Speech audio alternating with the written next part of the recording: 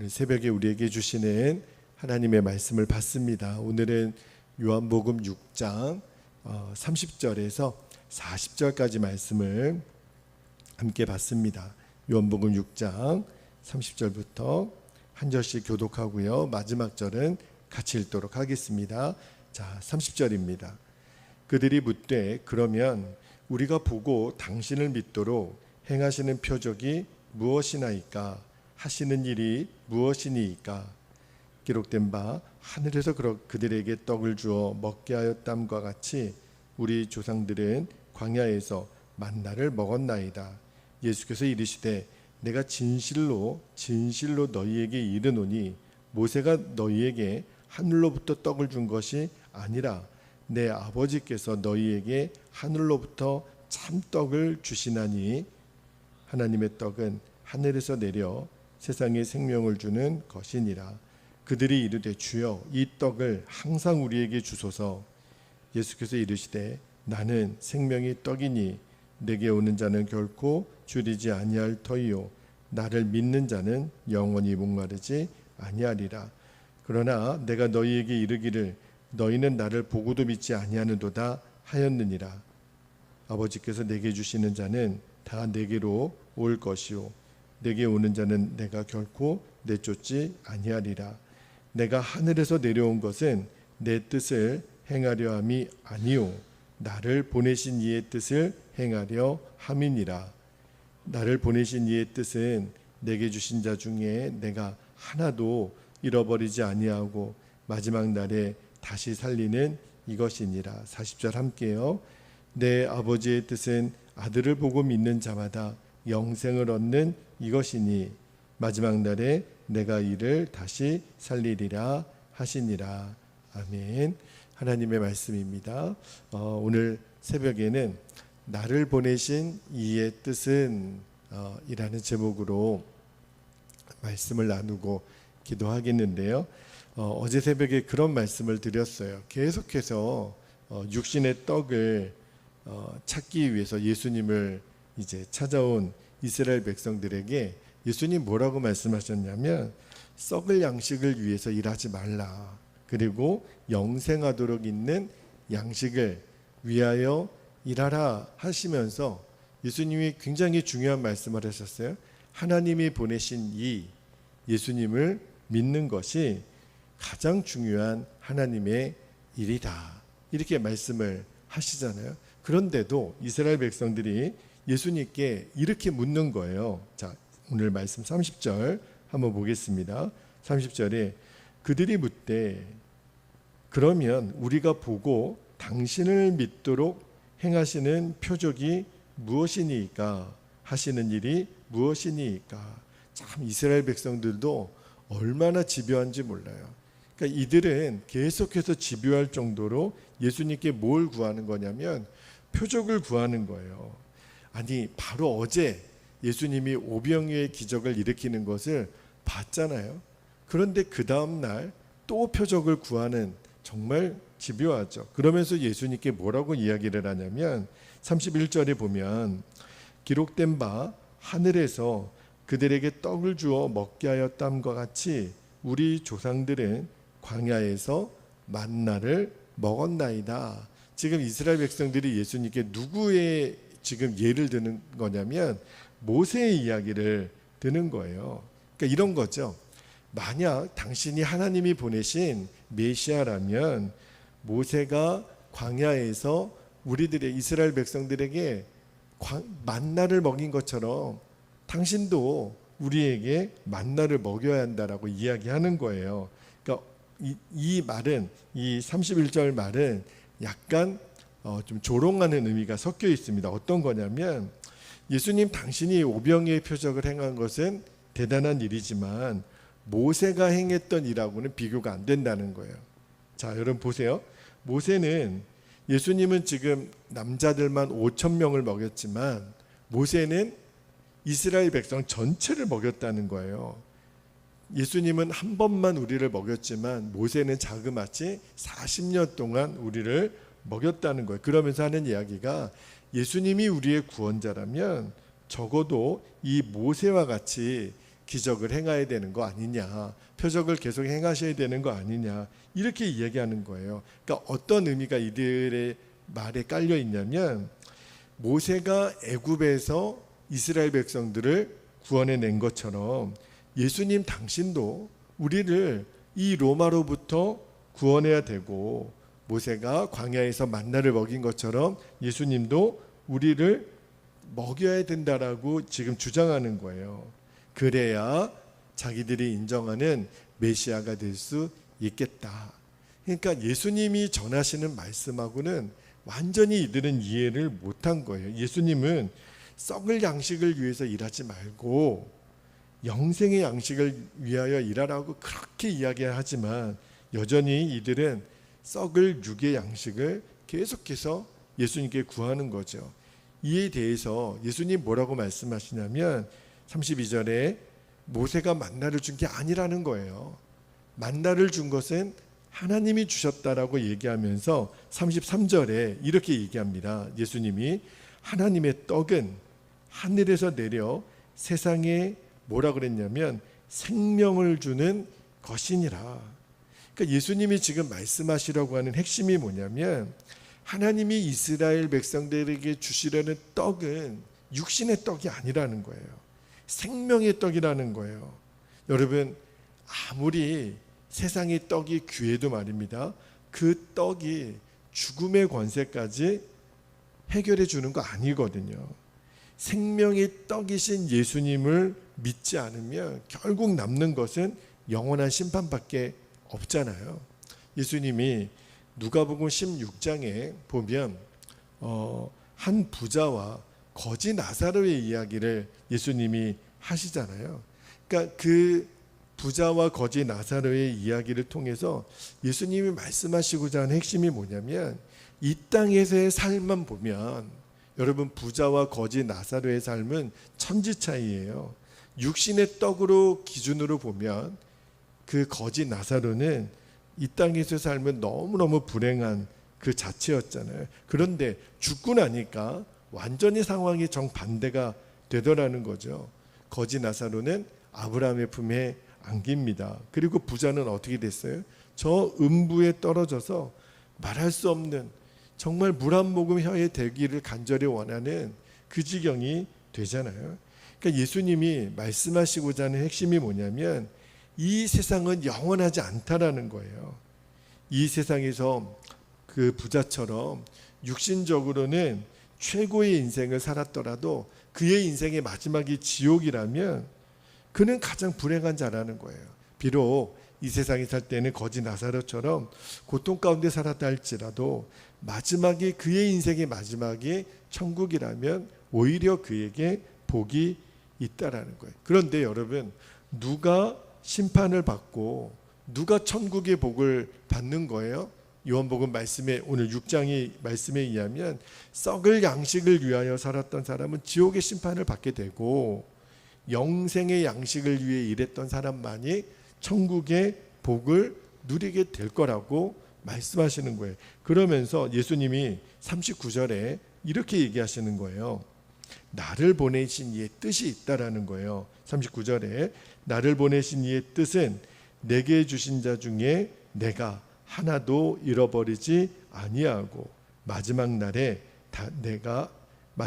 다시 살리는 이것이니라. 예수님의 마음의 중심은 지금 막 피가 끓는 거예요. 너무너무 간절한 거예요. 예수님은 단 한 사람도 썩을 양식을 위하여 살다가 그 썩을 심판을 당하는 것을 원치 않으시는 거예요. 한 사람도 지옥에 가기를 원치 않으시는 거죠. 그래서 예수님이 하시는 일이 뭐예요? 십자가에서 생명을 내어 주신 거잖아요. 이게 하나님의 은혜고 하나님의 사랑이거든요. 로마서 8장 32절에 보면 사도 바울이 이렇게 고백합니다.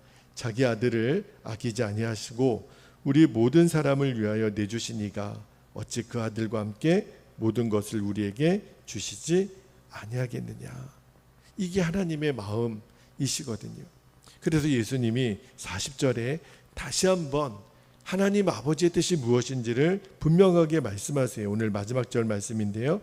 내 아버지의 뜻은 아들을 보고 믿는 자마다 영생을 얻는 이것이니 마지막 날에 내가 이를 다시 살리리라. 하나님 아버지의 뜻이 뭐예요? 영생을 얻으라는 거예요. 이것이 하나님 아버지의 뜻이라는 거예요. 무슨 일이 있어도 지옥 가는 영혼은 없어야 한다는 거예요. 그래서 하나님 아버지가 나를 이 땅에 보냈다라는 거예요. 그러니까 이스라엘 백성들은 계속해서 육신의 양식, 표적만 계속 구하는데 그게 중요한 게 아니라 하나님 아버지가 내리시는 참떡, 영생의 떡을 너희들이 먹어야 된다는 거예요. 무슨 말이에요? 영원한 생명을 얻어야 된다는 거예요.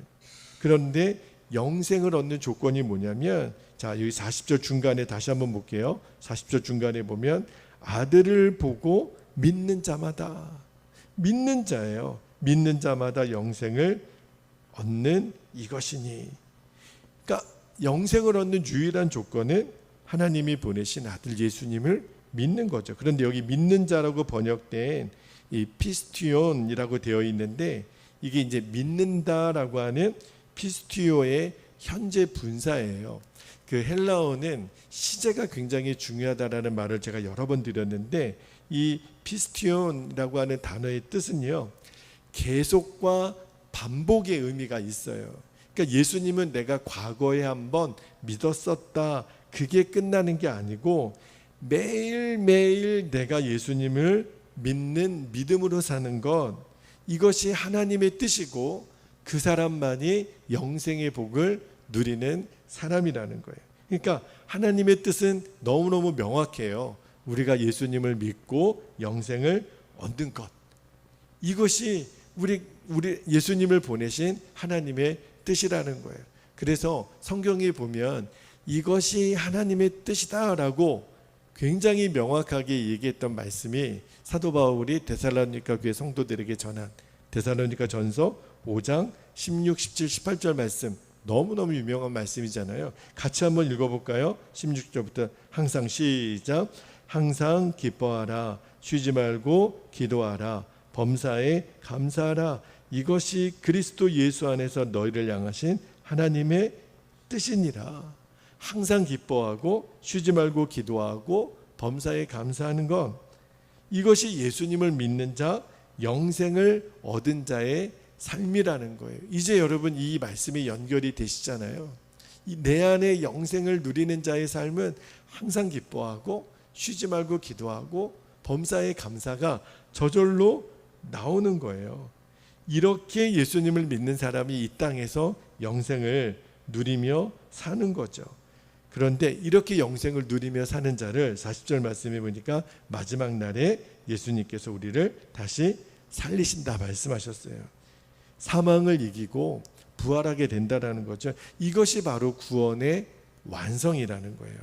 여러분, 사도 바울이 이 말씀에 그 진리를 깨닫고 예수님께서 다시 살리는 그 부활의 아침을 기대하면서 그 빌립보 교회 성도들에게 이렇게 이야기하잖아요. 빌립보서 3장 11절에서 14절까지 말씀해 보면 너무너무 말씀을 다시 읽는데 도전이 되더라고요. 11절에 어떻게 해서든지 죽은 자 가운데서 부활에 이르려 하노니, 12절에 내가 이미 얻었담도 아니요 온전히 이루었담도 아니라 오직 내가 그리스도 예수께 잡힌 바 된 그것을 잡으려고 달려가노라. 13절에 형제들아 나는 아직 내가 잡은 줄로 여기지 아니하고 오직 한 일, 즉 뒤에 있는 것은 잊어버리고 앞에 있는 것을 잡으려고 14절 표대를 향하여 그리스도 예수 안에서 하나님이 위에서 부르신 부름의 상을 위하여 달려가노라. 그렇게 말씀하고 있어요. 여러분, 저와 여러분이 예수님을 믿고 영생을 받았다면 영생을 주신 하나님께 우리가 감사하고 찬양할 수 있기를 축복합니다. 그러나 기억하실 것이 하나 있어요. 저도 이 사도 바울의 고백을 통해서 부활의 아침을 맞이하는 그날까지 나의 경주는 끝난 것이 아니구나. 우리가 예수님을 믿고 영생을 이미 소유했지만 그렇다고 가만히 있으면 저절로 부활의 아침을 맞이하는 게 아니라 사도 바울처럼 뒤의 것은 잊어버리라는 거예요. 그리고 앞에 있는 표대를 향하여 오늘도 달려가라는 거예요. 뒤돌아볼 이유가 없는 거예요. 부르심의 상을 향하여 오직 앞만 보고 롯의 아내처럼 뒤돌아보면 안 돼요. 그래서 갈라디아서 제가 말씀을 읽다가 이해가 되지 않았던 말씀이 하나 있었는데 갈라디아서 5장 7절 한번 볼게요. 갈라디아서 5장 7절에 보면 너희가 다름질을 잘하더니 누가 너희를 막아 진리를 순종하지 못하게 하더냐. 갈라디아 교회 성도들이 책망을 받았던 이유가 여기에 있었구나. 내가 예수님을 믿어 영생을 얻었다고 가만히 있으라는 게 아니에요. 믿음의 경주를 하라는 거예요. 그래서 너희가 다름질을 잘했는데 왜 지금은 멈춰 서 있느냐, 그렇게 얘기했던 거거든요. 여러분, 우리들의 믿음의 경주는 끝이 없다라는 것을 기억해야 돼요. 부활의 아침을 만나는 그날까지 우리는 달리고 또 달리는 거예요. 그게 바로 뭐냐면 여러분 보고 마라톤 풀코스를 뛰라는 게 아니라 오늘도 내 삶에 영생의 양식을 위하여 일하게 하소서. 그게 뭐예요? 예수님을 믿고 영생을 누리는 것이 하나님의 뜻이라는 것을 늘 기억하는 거예요. 내가 하는 모든 일이 의미가 없는 게 아니라니까요. 우리가 나는 언제까지 이렇게 일만 하나, 나는 언제까지 이렇게 밥만 하나, 나는 언제까지 맨날 똑같은 일을 이렇게 반복하나. 아니에요, 여러분. 지금 너무너무 멋지게 믿음의 경주를 하고 계신 거예요. 그러나 이 믿음의 경주를 달려가는 동안에 우리는 고백해야 돼요. 항상 기뻐하고 쉬지 말고 기도하고 범사에 감사하고. 왜요? 이것이 그리스도 예수 안에서 너희를 향하신 누구의 뜻이라고요? 하나님의 뜻이잖아요. 예수님은 나를 보내신 이의 뜻이 무엇인지를 정확히 알았어요. 그래서 예수님의 마음은 너무너무 안타까운 거예요. 육신의 양식을 위해서 찾아오는 사람들을 향하여 그게 중요한 게 아니라는 거예요. 영생의 양식을 너희들이 받아야 된다는 거예요. 예수님을 믿고 생명의 떡이신 예수님을 믿고 예수님을 먹으라는 거예요. 그리고 그 양식을 위해서 매일매일 부더니도 이 믿음의 경주를 달려나가는 것, 이것이 바로 예수님을 이 땅에 우리에게 보내신 하나님 아버지의 뜻이라는 거예요. 오늘도 여러분, 우리는 죽고 나서 천국에 가는 자의 삶이 아닙니다. 우리는 이미 천국의 삶이 시작이 되었어요. 예수님을 믿고 예수님을 보내신 아버지의 뜻이 뭐예요? 항상 기뻐하고 쉬지 말고 기도하고 범사에 감사해요. 우리가 지금 영생의 삶을 지금 살아가고 있다는 것. 그래서 우리는 썩을 육신의 양식을 위하여 일하는 자가 아니에요. 그래서 오늘 우리의 하루에 진행되는 모든 일이 의미가 있는 거예요. 이것도 하나님의 뜻이구나. 이렇게 내가 기뻐하고 기도하고 감사하고 이렇게 사는 것이 하나님의 뜻이구나. 그래서 범사에 우리가 이 말씀을 고백하는 거예요. 오늘 이 말씀을 우리들이 붙잡고 아버지 하나님의 뜻을 이루는 복된 하루가 되시기를, 그리고 여러분의 평생의 삶이 되시기를 주님의 이름으로 축복합니다. 자, 이제 함께 기도하겠습니다. 오늘도 두 가지 기도 제목을 붙잡고 우리가 기도하겠는데요. 첫 번째 기도 제목, 예수님을 보내신 하나님의 뜻이 예수님을 믿고 영생을 얻는 것임을 분명히 알게 하옵소서. 이제 우리 주변에 아직도 이 구원을 알지 못하는 이들이 너무 많거든요.